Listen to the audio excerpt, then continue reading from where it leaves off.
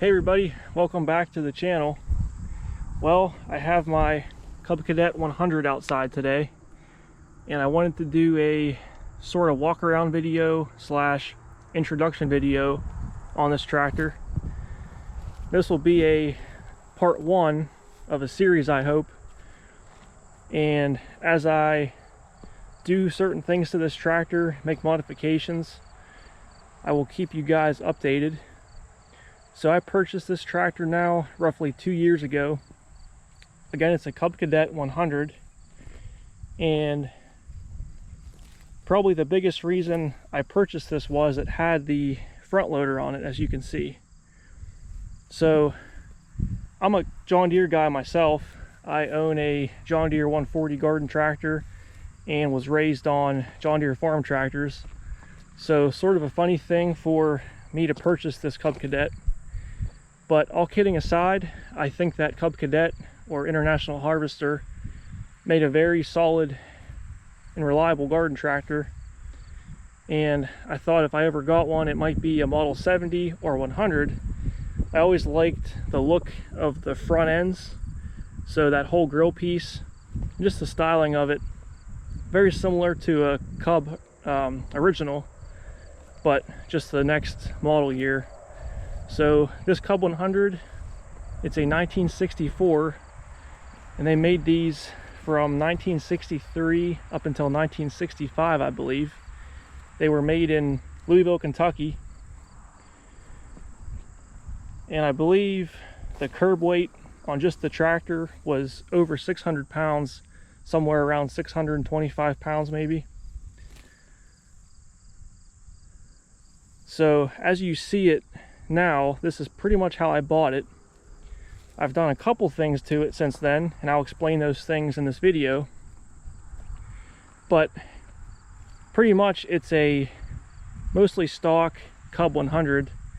Has 6x12 tires on the back, which I recently swapped back onto it. When I bought this, it had 8.5x12 tires, which were not the original tires. And after buying this tractor, I picked up 3 sets of IH wheel weights. So now I have 3 sets on there.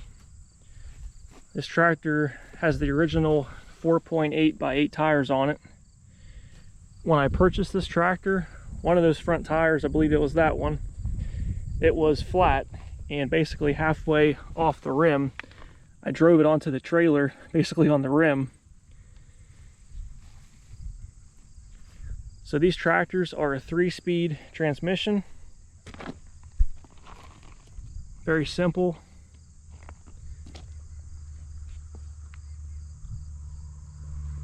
Another nice feature this tractor has is the factory 3-point hitch, as International Harvester called it.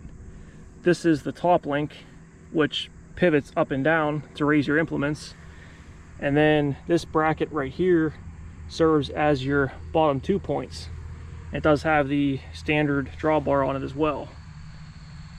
Now this 3-point hitch is spring assist, which is nice. There's an extension spring hidden up here in the frame, so I believe that was an add-on or a factory option. So that's very nice to have. So a few things I did to this tractor when I purchased it. The steering, from the steering wheel to the front tires, was just about shot. So I rebuilt the whole steering column. I put new ball joint ends on the tie rods and the drag link. And I bought this aftermarket steering wheel because the original one was so cracked and I had to sacrifice it to actually pull it off of the steering column. This dash tower is not the original one to the tractor. The original one was very corroded at the bottom here. It was cracked in many places, and they had it spliced together in the front with a wooden block with a piece of all thread going through it. So I had this spare, and I've had the transmission out of this tractor once. It didn't shift right when I bought it, and I figured out that the shift forks between first and reverse gears, because they're straight across from each other, the shift forks were opened up like this, and it made it hard to shift. Now, being a loader tractor, that's pretty common. You have a lot of cycles where you're going into a pile and then having to reverse. So a lot of back and forth. And I'm sure this tractor saw more gear changes than your average garden tractor or lawn tractor back in the day. So it has a Danco RD1000 front loader. Now that was made by Danco Machine Works out of Tulsa, Oklahoma. And so this loader was made exclusively for the Cub Cadet 70 and 100. Danco made a RD300, which was for the original Cub Cadet. Very similar in design. The biggest difference is the RD1000 here, the brackets which run to the rear axles, they're square tubing and they're parallel to the frame, so they run straight. The RD300 was a pipe design, and the pipe actually bent inside here to clear the wheel and the frame. But I believe mostly everything forward was pretty much identical. The loader still has the original serial number tag on it, which is nice. It has the standard dirt bucket on the front. That's a 34-inch wide bucket, and it's a manual trip, so there's no hydraulics to tilt the bucket on this model. They did make add-on attachments, so they made a light material bucket, which was a much longer bucket made for moving snow, sawdust, or lighter materials. They actually had a forklift attachment for this, and then they had sort of a jib crane or a boom crane, which was also pretty neat. Now, Danco also made heavy-duty front hubs and rims, because when you have a loader on a tractor like this, you put much more stress and load on your front tires and the whole front axle. So that was a nice option they had. This tractor does not have that. Those are pretty sought after and hard to find. So these are single acting hydraulic cylinders, meaning they're hydraulically powered up, but there's no hydraulic pressure downward, it's just a gravity downward.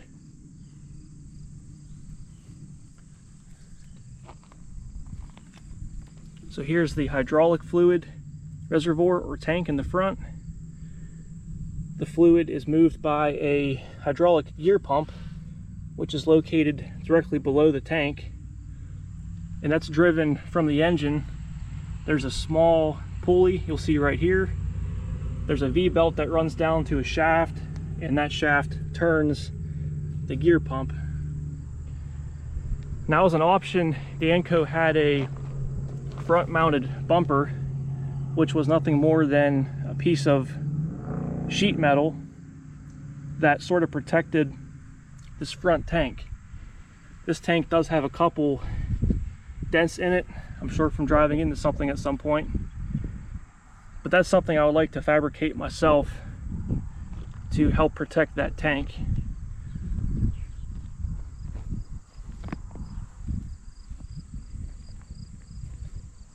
The hydraulic lever control is on the left side here.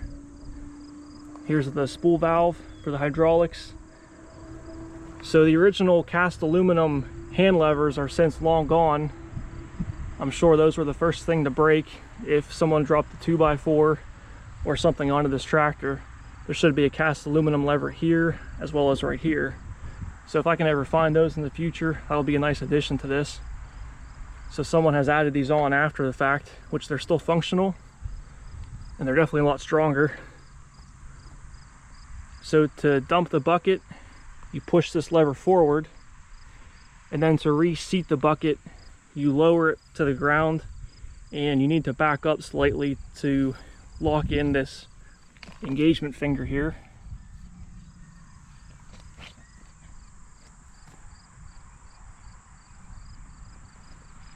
When I bought the tractor, it was missing the front grille, and it did not have the headlights which were an option. I believe the headlights give this tractor a pretty neat look. So if I can ever find the correct headlight bezel, I'll probably do that conversion also. About a year ago, I redid all the wiring on this tractor. Most of the original wiring was in very poor shape, so that wasn't too difficult to do. I also installed a new push button and key switch.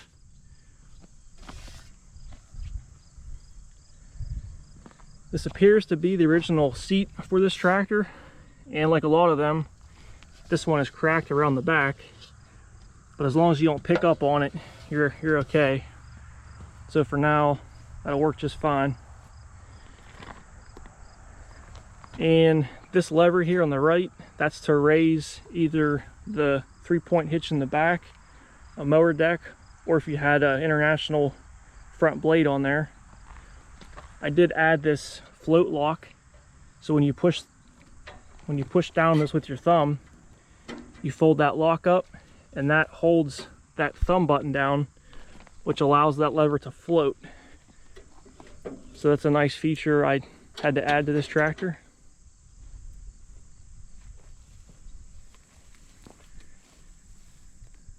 Everything ran and worked when I purchased it. So again, these are the original rims I'm thinking for the tractor. And when I bought this, the bearings in the front were just about gone. So I was able to put drop-in replacement bearings just to get me by for now. And really the bigger issue is I'll need to change these rims out at some point because they're so mushroomed out around the bearing. And that's just due to all the excess load from the front loader.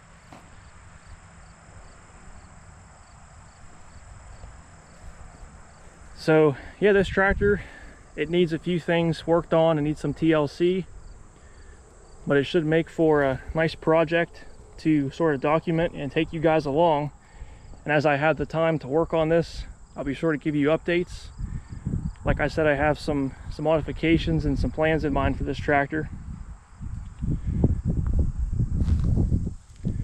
So I appreciate you watching. Make sure you stay tuned for part 2. I will do a sort of a history background video on this tractor. I was able to get in contact with the original owner's family. So make sure you stay tuned for that. I hope to see you back here again.